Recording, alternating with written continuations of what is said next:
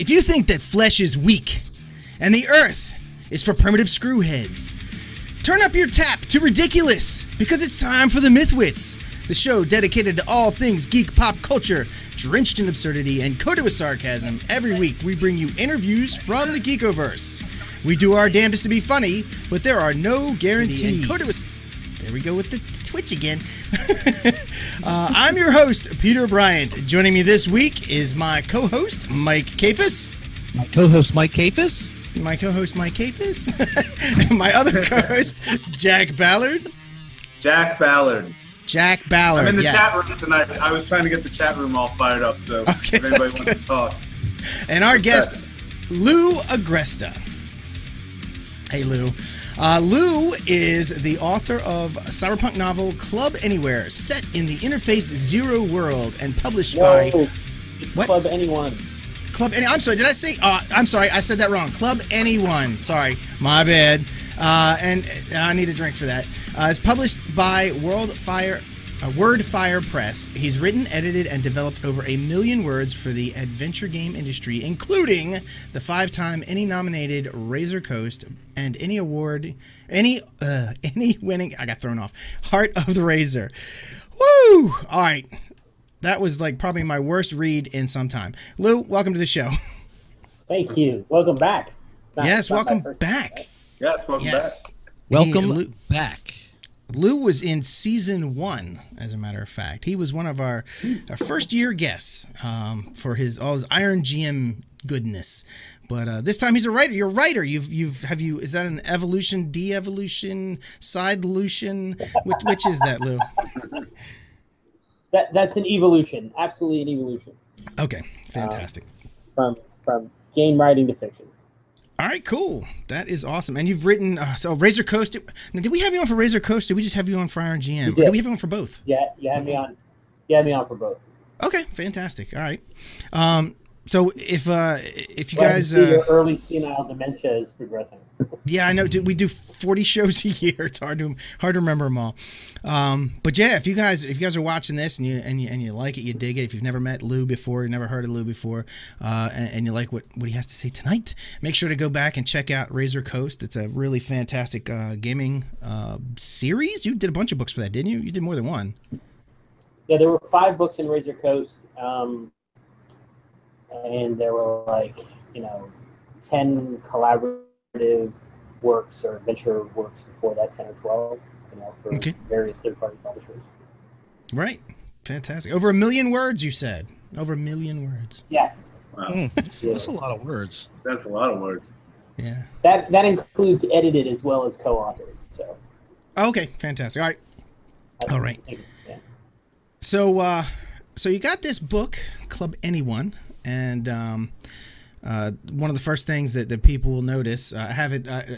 You can't see this, Lou, but the audience can. There are pictures cycling, like the maps that Jack was talking about. I got them in there. I got the cover of your book in here. Cool.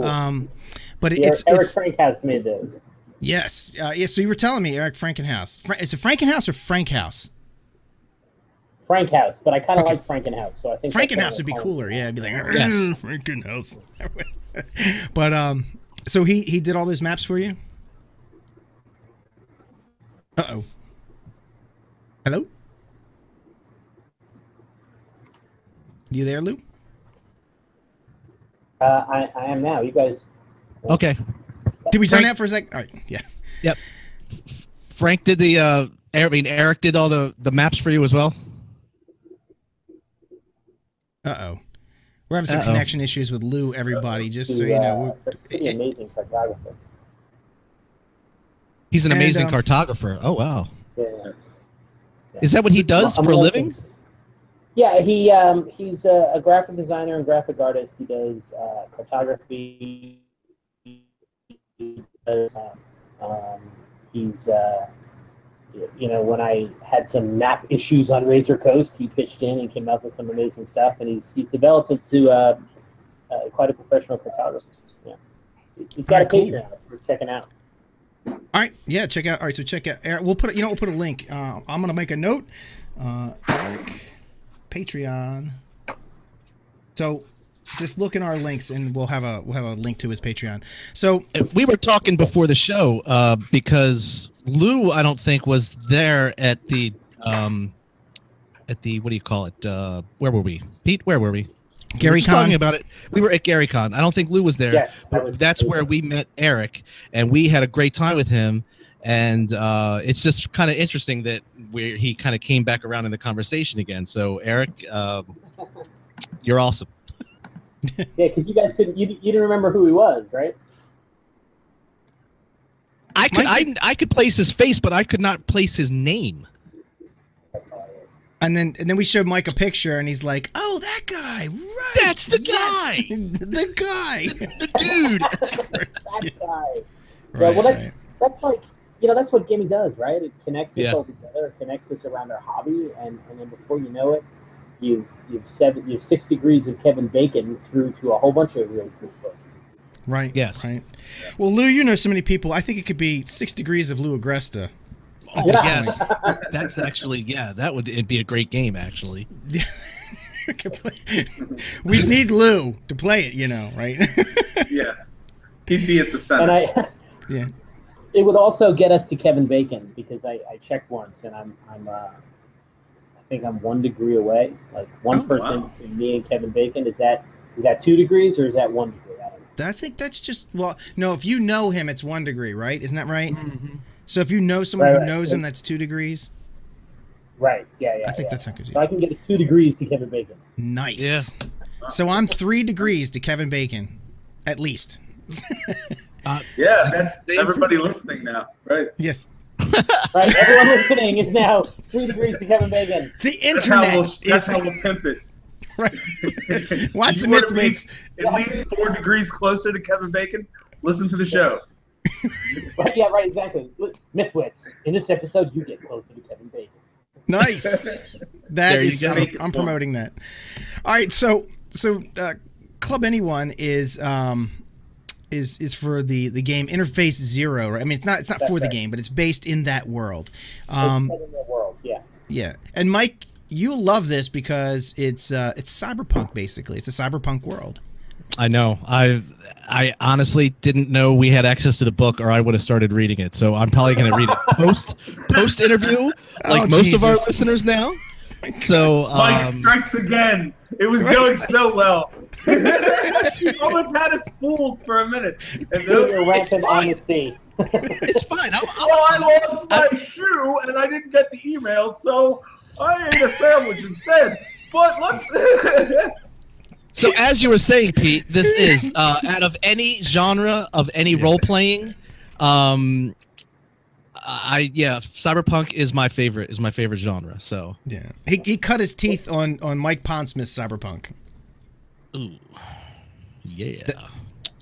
Well, it's an interesting setting. Interface Zero came out for Fate and Savage Worlds first, and then they came out just recently. They successfully kickstarted Pathfinder Edition, but this was before Starfinder was announced. So they're going to be doing a Starfinder compatibility guide at some point. Okay. And I actually, this came about because I was given away as a Kickstarter goal.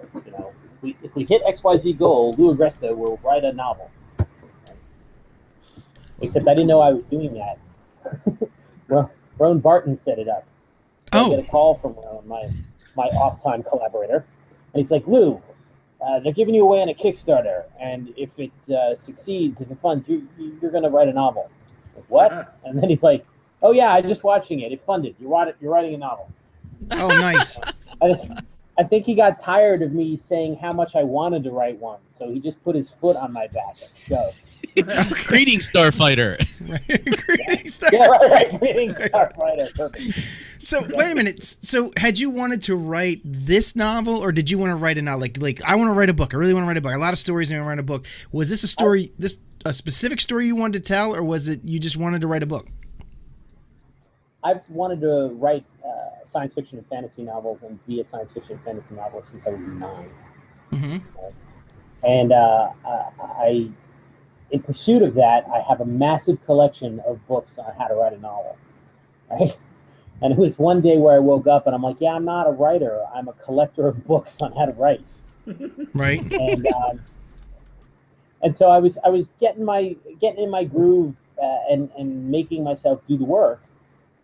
And then Roan just decided it was boring him. It was taking too long. So he shoved me out the door on this. And then I said, this is an awkward time. I'm in the middle of a divorce. I'm this life problem and that life problem. Excuse. And he said, you should just fold all your problems into the book. Now shut up and write. So it did. Use that as a muse, some of them right? anyway. Yeah. Some of them anyway. So there's a bit of catharsis and sublimation in there. Okay. Well, there you go. That's good. That's awesome. Yeah, I tell you, I wouldn't be surprised if Mike doesn't do that to me one day. I'll get a call from Mike and he'll say, they had this Kickstarter and that story you've been talking about writing, the one that you got all that stuff laid out for, the outline and everything. Yeah, right. You're writing it. Good news, everyone. Good news, right? Yeah. Like, no, I'm in the middle of so that's everything cool. all the time. There's really nothing a man loves more than surprise commitment. Really, surprise commitment is the best thing you can do to a dude, and that's pretty much what it is. I know, right? You pretty much had a girl jump out of the cake and demand that you marry her. I mean, that's what it. I mean, that's. She jumped out of the cake and said, "I'm pregnant." Yeah, right. exactly. The quintessential shotgun wedding. I just wanted cake. Right. That's. And by the way, we're out of beer. Yeah. For the rest of your life. There is another side. There is a serious side to that, though, right? Like, we're willing to go to the mat for other people, sometimes much more than we're willing to go to the mat for ourselves. Yeah. So once I had a commitment, once I was on the hook for somebody else's effort, I didn't want to let that guy down. Like me, I'll let me down all fucking day. Right? But I didn't want to let that guy down. So that was a fire, that lit a fire, Yeah. And it also led me to think, hey, I shouldn't be letting this guy down either. Right. Because this guy pays my bills, he doesn't. Right. That's true. That's true. So, Jack was talking about the maps in the book, and like we were talking about before the show, I got about.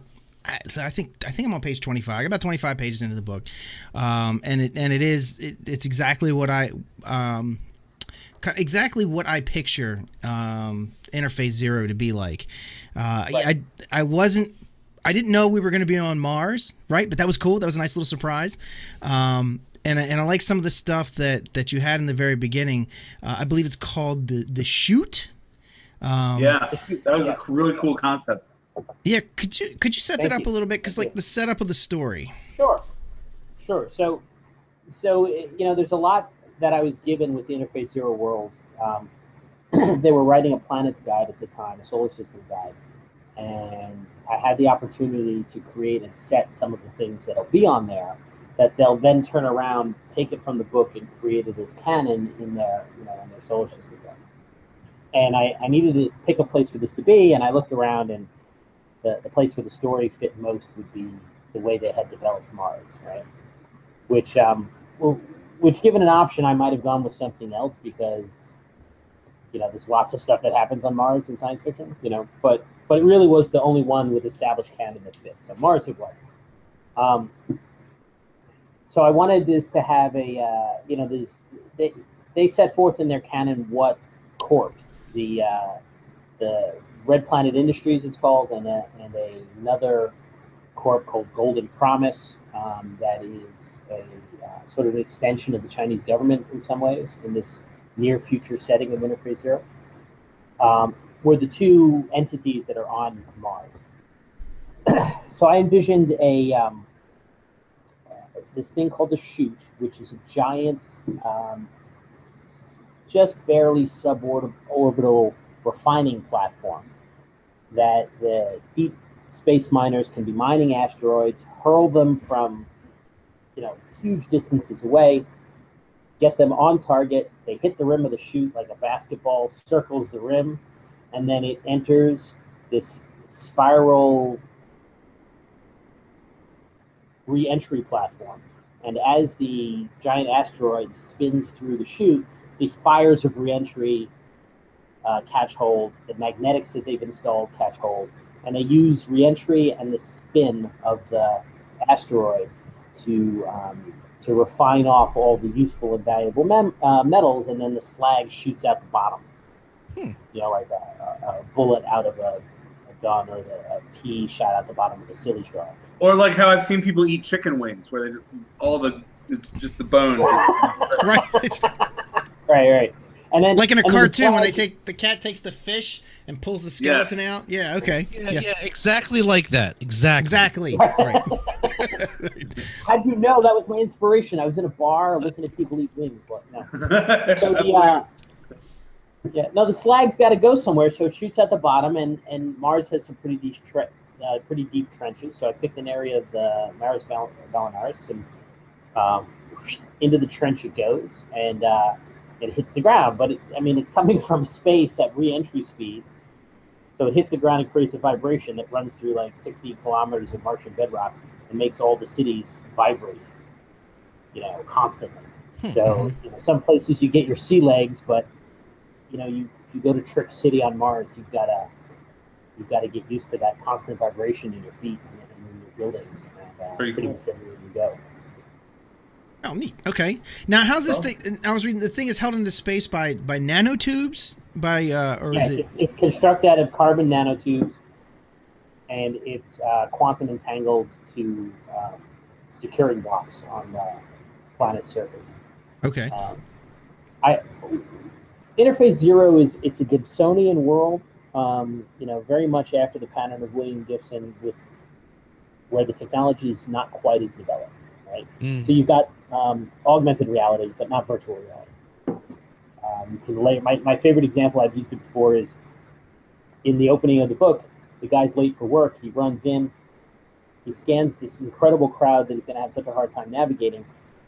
He taps the HR database from his installed neural interlink, and sets up some pattern recognition, and everyone in front of him gets skinned either red, highlighted in red, or highlighted in green. Red is people lower down the corporate rung. It's safe to shove them out of the way as you run to the elevator, and green is not. Green is higher on the corporate rung, and leave them. Sorry, other way around. Red is not. Green is safe to shove out. Okay. So it's a near future technology, right? So in developing that, I looked at where we are in materials development and infrastructure now, because this is only supposed to be 75 years away. So materials that we're just beginning to explore, transparent aluminum, I decided would be old hat in Interface Zero and in this book. So almost every material that's referenced in a structure actually has its roots in something that is either being worked on or has been recently developed in a lab today. Right. That's really cool. Okay, That's and awesome. then now in the book you mentioned there's this thing called the tap. Now I know what it is because I've played Interface Zero. We played a whole campaign with it, and the tap was very central to everything. Right. If your tap got taken out, you were like a cripple. But explain the role of the tap and how, because it's really central to your being able to get anywhere or do anything. Right. So the tap is Interface Zero's answer to the direct neural interlink, or the DNI of William Gibson's work, right? So it's just another name for a kind of direct neural interlink, and it stands for tendril access processor, and it allows you and everyone else who has one, usually as children. I think I even have a case of a kid who just got theirs. It's featured briefly in the book. It allows everyone to connect directly with a thought to a central network, that planet-wide. Right? It responds to your thoughts. So you think, hey, let me pull up my settings, and suddenly you see whatever the settings are. But it invades your visual field like a heads-up display. It doesn't have the ability really to wipe out the world around you and make you think that the world around you, think a fake world is actually the real world. It can't do that, right? But it does get in between the reception of perception and the processing of perception by your brain, and then it just adds to it, so that by the time the data stream of seeing your cat sitting on a table actually reaches your brain. Maybe it added some information that wasn't there before so that it can turn your cat green.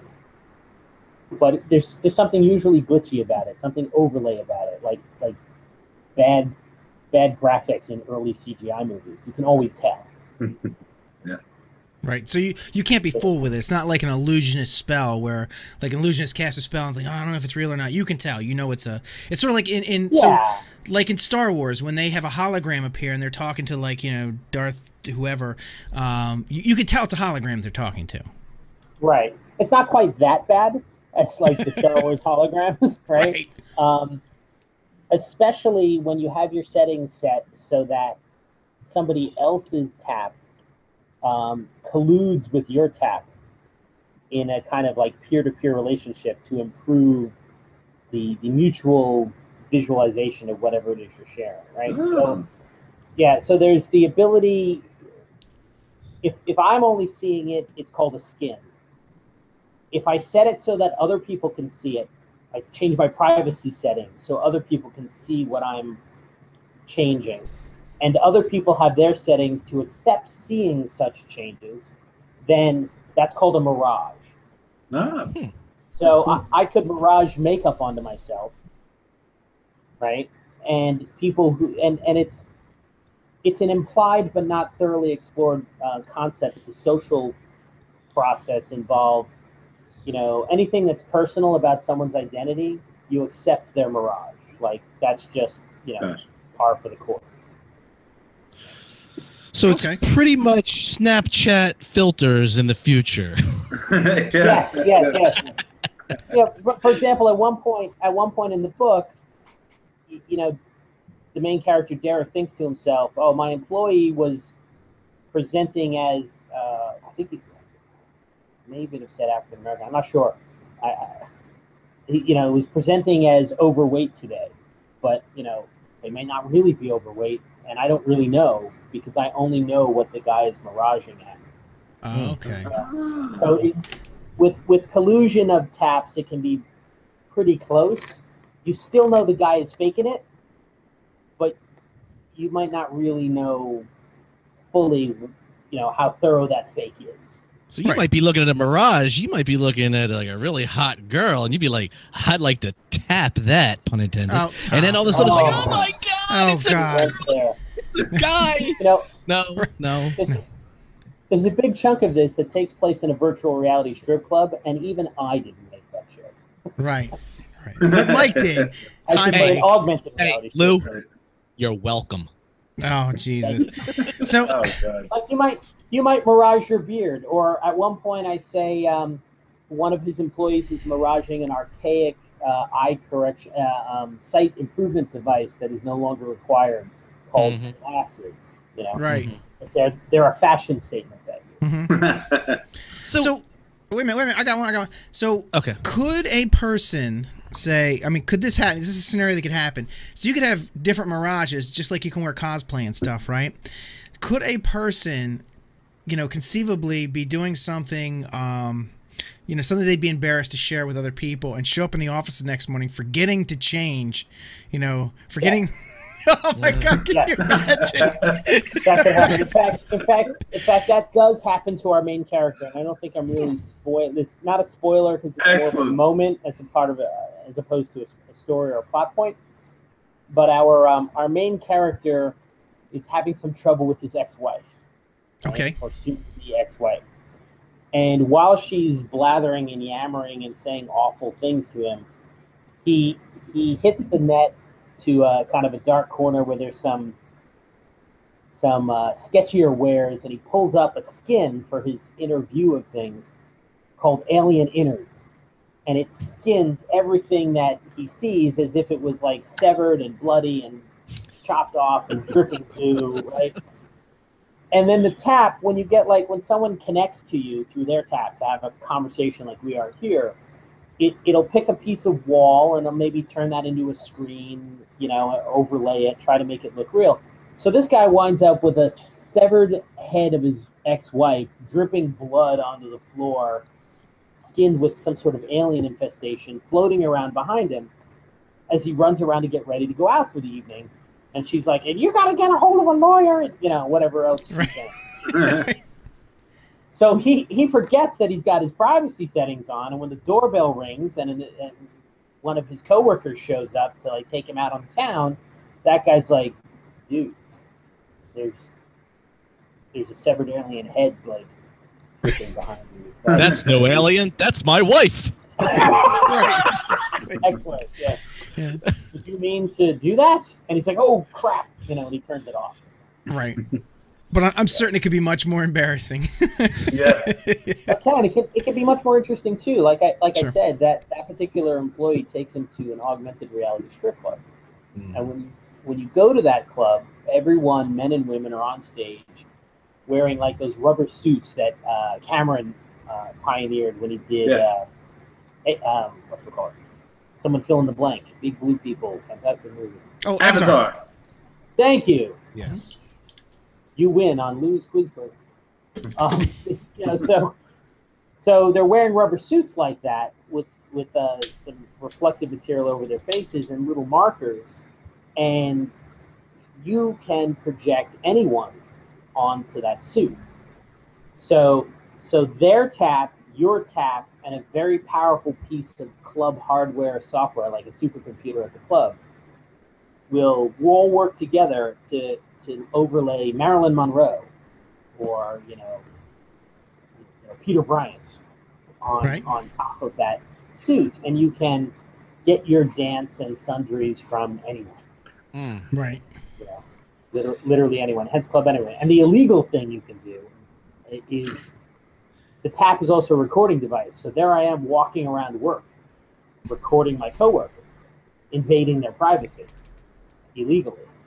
And I can load that up if I'm on the in with the not so, with the sketchy, not very legal, not very ethical club. I can upload literally anyone that I've recorded during the day and do the nasty thing. So, how easy would it be to change persona in the club? Like, if you wanted to be a hot chick for about 20 minutes and then flip over to something else, is that pretty easy to do? Yeah, you can, but it's of course the appearance, the physical bits of people haven't changed, Right. Yeah. So. No, it'd be great to be like a hot chick and get a guy really interested, and then turn into like King Diamond in the middle of. Whoa! You know what I mean? Just really emotionally scar. Yeah, this augmented reality club does not sound fun. If you ask No, it me. does. Are you kidding me? It sounds awesome. I'd be scared. Somebody like Jack would be there. Forget it. For sure. Yeah. I'd target you too, Mike. No, I'm sure there would be. Look, society revolves around this now. An employee. What's that? Oh, okay. You would have to be an employee of the club, right? Like you, the person, don't really get to change unless you've also got a suit. Right, so you would have to get that from the club, and you'd be working with an employee of the club. I don't know. I think it sounds Club great. Club Anyone's a noir, right? So there's a femme fatale, which you can all guess he eventually meets, has something to do with his club, right? Right. There's a deeper, more nefarious. It's sort of like a noir thriller, written in the first person. It sounds good.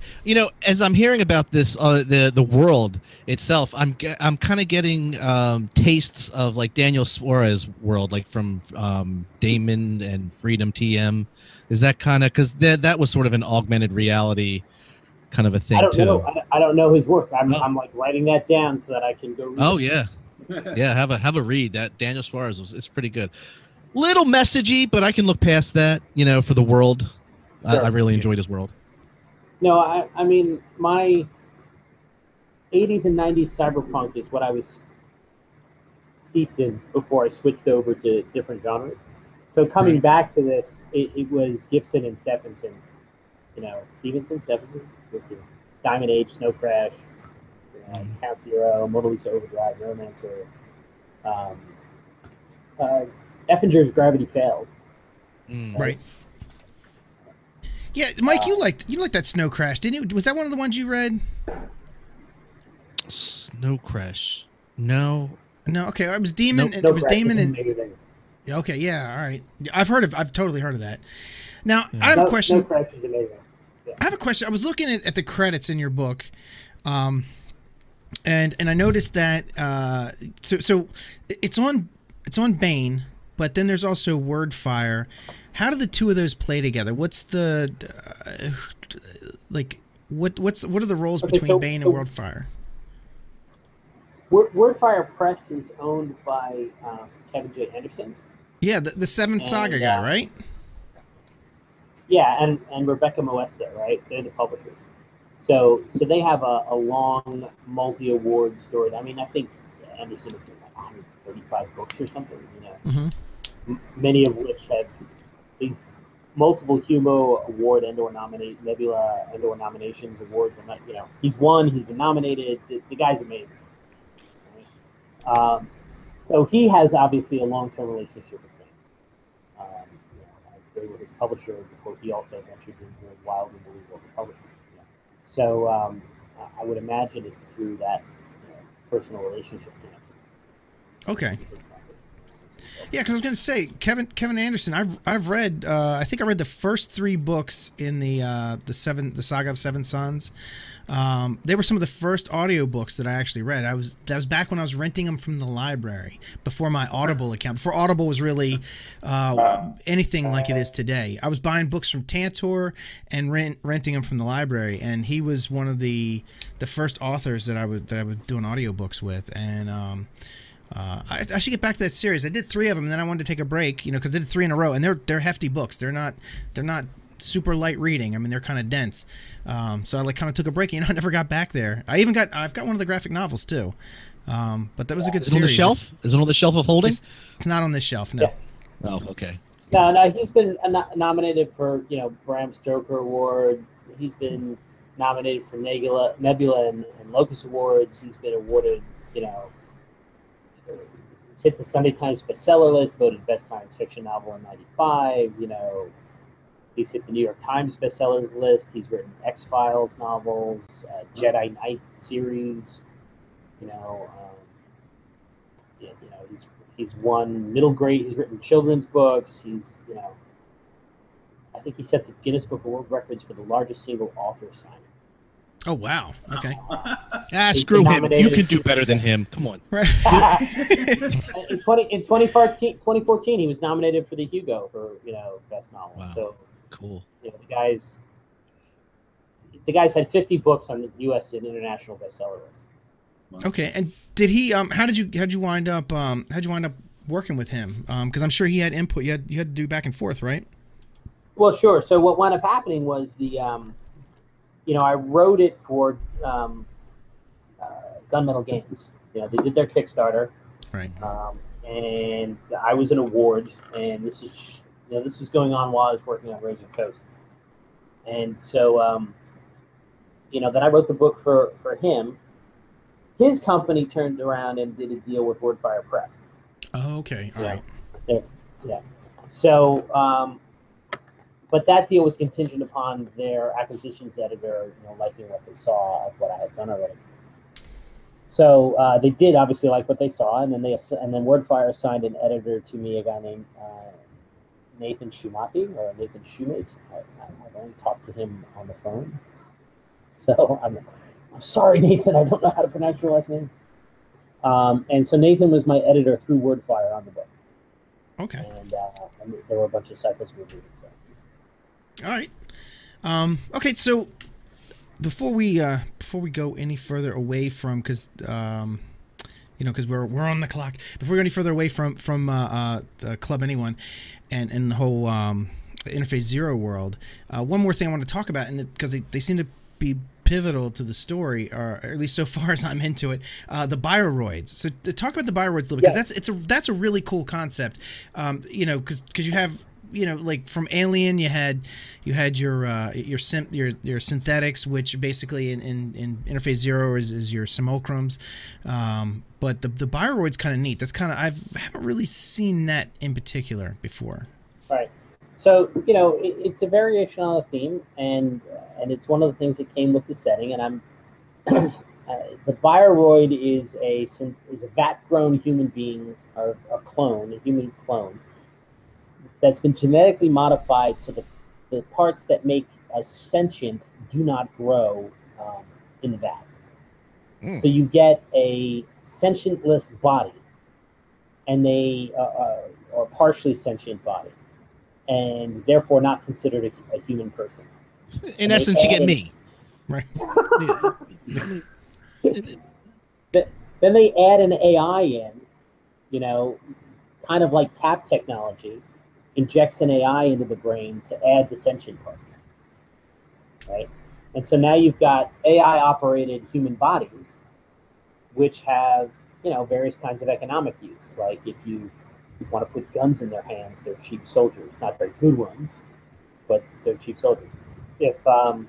If you have all this equipment that could only be operated by a human being, and now you're going to break it down into the equipment you need to like maintain whatever it was you built, it could be less expensive to grow human bodies with small AIs than invest in automating that equipment fully.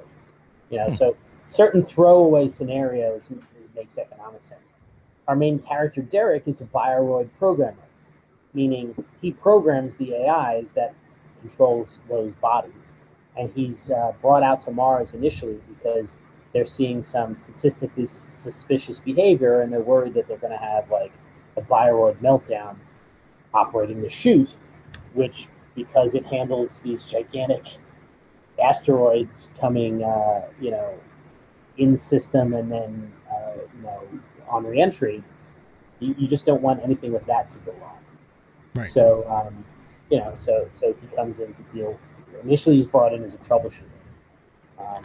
And for me, the interesting part is his attitude is very like, hey, if I have an arm that gets grown or a kidney that gets grown to replace in some injured person, and I put a computer chip on it, and I make it wobble about or pulse, that's not a human being, right? So he has a very the thing is the sum of its parts sort of outlook. Right. And his ideas about what constitutes sentience and what makes a person change in the course of the novel. Okay, good. Oh, so the character has a growth moment. Absolutely, he has a growth arc. He goes from being a wounded person who could stand to be a little more assertive to well, let me not keep it away. Don't get away. But he does. The main character grows, which is very important to any good story, because you gotta get people to buy into your character, and then you gotta let them grow with your character and feel that she has accomplished something throughout their adventure, or else the adventure was kind of pointless, right? Right, exactly. So I went on this cool, amazing adventure. I spent a lot of time on it, and I learned absolutely nothing. But people died. Right. Exactly the same. So basically, most movies that are being made today. Yeah, don't spoil it, because I would be remiss, Lou, if I didn't tell you that your buddy Dave Benavides was in the chat room, and he has said that he loves the book so far. He's in the middle of reading it. He also wanted me to ask you that basically, was your research pretty much done? Like, basically, was it done for you? Most of the world that you're within already kind of existed. You just needed to sort of learn it, or how much of it were you able to? So there's world, and in this case, solar system wide things that are going to be the same on Earth as they would be on Mars, and that was pre-existing, and mostly that was the technology, the existence of bioroids, the tap technology, the degree to which space travel had been developed or not developed in this case, and the history before the time of the book. Things that were particular to Mars, I got to invent about half of them, maybe 60% of it. Oh, cool. You know, or Red Planet Industries is there. Trick City is the name of the main city. They're under bubbles. Go. Right. So I then I riffed off what was there. Well, so Dave is loving the tech. So okay, so they let you flesh out the cities to whatever you wanted to flesh them out to, and then I guess they'll take over from there. I think they're going to. They have other ideas about what's going on in Mars as well, but the way I have created Trick City and the Shaft Town, and the blisters, the little bubble towns around on the various shelves was they're going to take from what I wrote and put that in there. So it's collaboration. Okay. What I got to do that was really fun is I grabbed a map of that section of Mars, and Eric's map in the book where it shows where Trick City is sitting on a plateau, and other cities are that's an actual cross section from a real map of part of the Valles Marineris, part of an actual Martian trench. And I sat there with a ruler measuring out, like, well, I need it to be this deep and not deeper than that, because carbon dioxide will coalesce into oxygen no matter what the damn technology is, too shallow. So that's where it's going to go. And then I found an actual spot on the map that was big enough to hold a city, and I said, that's where it is. That's cool. Yeah. Awesome. That's Yay, awesome. Science. Real science in a story. I love it. At least a little bit. I do. No. Hey, look, good science fiction, you have to make some assumptions, and then you just make your rules, you stick with your rules, and you don't disobey physics, and you're usually pretty good, It's like, because I mean, if you're going to go into the future and have science fiction, you have to say, well, they invented this thing, and this is now that this thing is here. But I'm not going to break every other rule. I've made this change, and now I'm going to obey this rule that I made, and then that doesn't take people out of the book. Yeah. Well, yeah, you have to invent what hasn't been invented yet. Yeah. Right. Well, it's the old saw about don't give me 2 impossible things before breakfast, right? Right. Okay. Right. If you give me one impossible thing, that this tap technology exists, right? Then, and everything else that derives from that, we're good.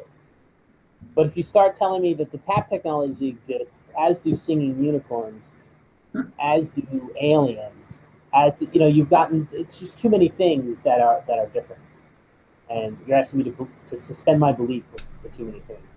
Right. But it's also on a spectrum, right? It runs from there's a spectrum from hard sci-fi to science fantasy, right? Right. Like, no one writing a Star Wars book is trying to explain how a lightsaber works, right, in a way that might lead back to some of today's science. Right. And they don't need to, because they're not writing hard science fiction. Near future cyberpunk has to participate in hard science fiction. It has to be a closer relative to hard science fiction than it is to science fantasy. Yeah. Right. Just because of its near future aspect. Right. And that's sort of the genre. I mean, if you get outside of that, you're not in cyberpunk anymore. Like, I would argue that that Shadowrun is not really cyberpunk. It's kind of cyberpunk, but not really. It's getting a little far left field it's kind of like, I don't know, cyber fantasy punk. I don't know what you'd call it, but it's it's getting away from the science fiction, really, because you get dragons and magic, and you're having to assume all these technologies and magic and elves and dwarves and dragons and right. And omnipunk, I think they call it. Right. There are 2 impossible things before breakfast, right? There's a science fiction world and there's magic in it, and they kind of blended to almost be one impossible thing. Right. But I think they I love Shadowrun. And I'm not saying anything bad about it. Yeah. It's firmly standing on the science fantasy line of the spectrum, but within ICAST, I can see the cyberpunk. I see this. Yes, it's over there. It's like, how do you see it? Look through your magic binoculars. Yeah, here's what I think it has in it that keeps it close to cyberpunk, and it has nothing to do with technology. But cyberpunk requires oppression. There is an oppressed class, yes, usually not with access to the bulk of resources, and therefore not with access to the bulk of technology. And there is often at least a lens, if not a main character, who's a member of whatever that oppressed class is. And that oppressed class can be all of us, right? Yeah. Except for that guy over there. It's most of us. Yeah. That gal. Yeah. Or most of us. Right. And so there's certain issues of class and oppression and what it means to be marginalized that's kind of inherent to cyberpunk. It's kind of like the line we're on right now in today's society. You know, we just keep going on this line, and we'll get there. That's not just fantasy. That's the future. Right, where all the wealth is concentrated in the hands of 3 people, and the rest of us have shovels and bellhop hats. They're trying. They're trying to get it there. They're working on it. Don't worry. They'll get there. Wait, quick! Someone tell a joke. He said something political. I'm oppressed, impressed, and depressed. Right. It's just prefixes. It's all prefixes. This is violence inherent in the system. Don't worry, the system will eat itself. I have a question for Lou. I got kind of an impression when I was reading the book, and seeing you now. I have a question. What type of music are you into? Yeah. Okay. Mostly metal. I was gonna say mostly, that. Yes. You know, there's a particular oeuvre of metal that I understand is actually folk metal, but I like to call it myth metal. You know, I think the Sword, qualifies. Love the Sword. Love the Sword. There's a couple of Scandinavian bands that I like to listen to. Wardruna, and there's another German speed myth metal band with a similar flavor. Yeah, but I also listen to a lot of classic rock. I'm also kind of stuck in the '90s, so grunge. So, god damn, man, it runs a gamut. I like jazz, so you'd be catch me listening to Harry Chapin, Ozzy Osbourne, or Wardruna. That's awesome. Oh, that's good stuff. What about Viking metal? Yeah, Viking metal would be a kind of myth metal to me. Yeah. Right. Yeah, absolutely. I listen to a lot of Viking metal. That's especially for my next book is sort of Viking and Nordic influence. Hey, how would you like the distinct honor of killing me, Pete, and Hi, I'm Jack. I'm Jack. No. Of killing. How would you like the distinct pleasure of killing me, Pete, and Jack in your next book? Sure. Can that be the one I write on the back of a napkin? Or is that... Sure. We haven't established. Lou, are you gonna write it? Is there gonna be a sequel? Are you gonna do another book? A sequel to Club Anyone? I'm not sure. Okay. You know? I'm open to all possibilities, right? But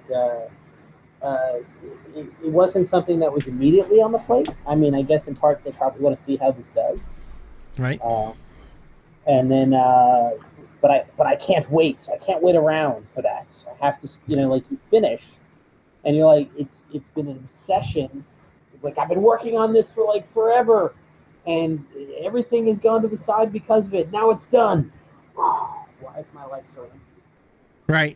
And then you have to leap right back in. So, so I'm working on something totally different right now. But okay. I'm open to it. Well, if you want to kill us, you feel free, and it can be embarrassing. Yeah. We don't care. Matter of fact, the more embarrassing, the better.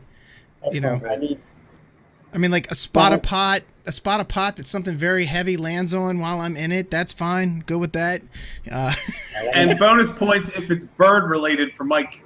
If you somehow kill Mike via bird, that would be bird. Okay. So I'll expand Rosencrantz and Guildenstern into a trio. Right.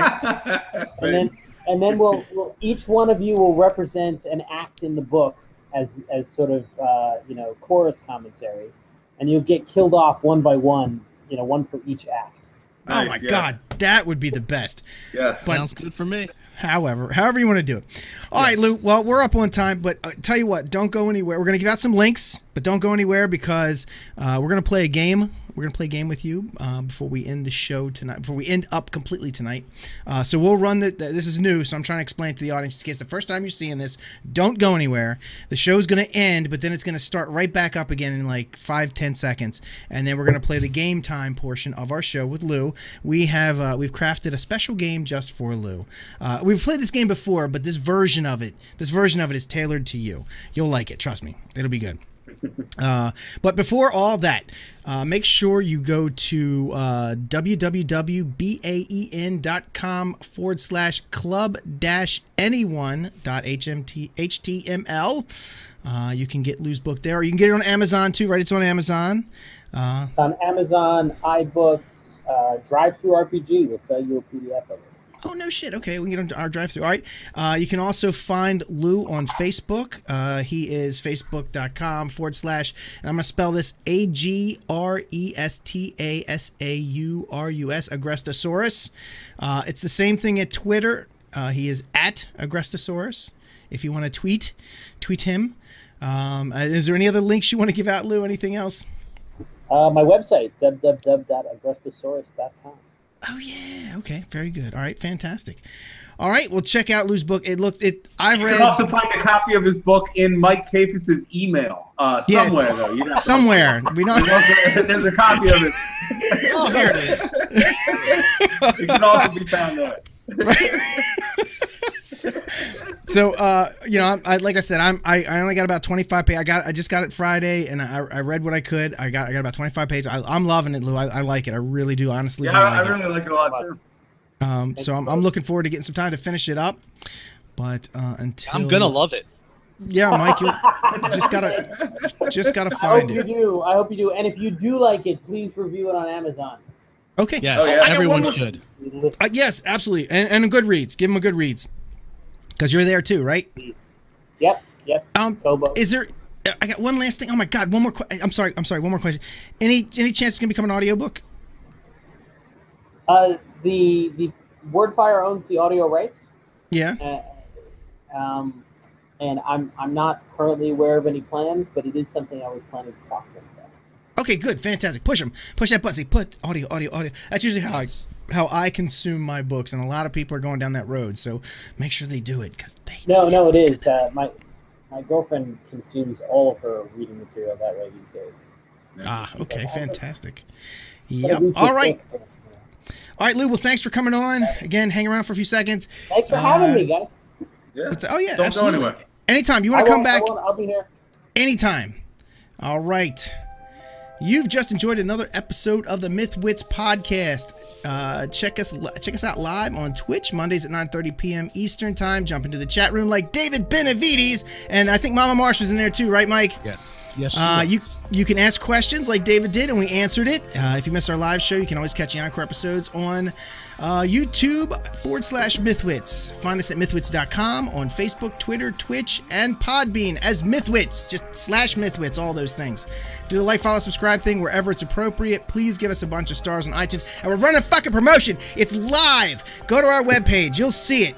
You can win stuff. Win it, and I'll ship it to you. We'll pay for the shipping. You got to be in America. You got to be on the continental USA, though, because I'm paying for the shipping. I ain't got enough money to send it to Tokyo. MythWits is part of the TSR Podcast Network. If you like us, you're bound to like other great shows there as well. Check out tsrpn.com. MythWits is a Creative Commons product. Make sure to check out Studio187.com for more cool stuff and to join our mailing list. Please do that. Thanks, everybody, for listening. Tell your friends to tune in. And until next week, Mike? My mom says you should drop a 500-pound canary on me. Just saying. Thanks, Mom. That's the best. She knows her boy. Yes, she does.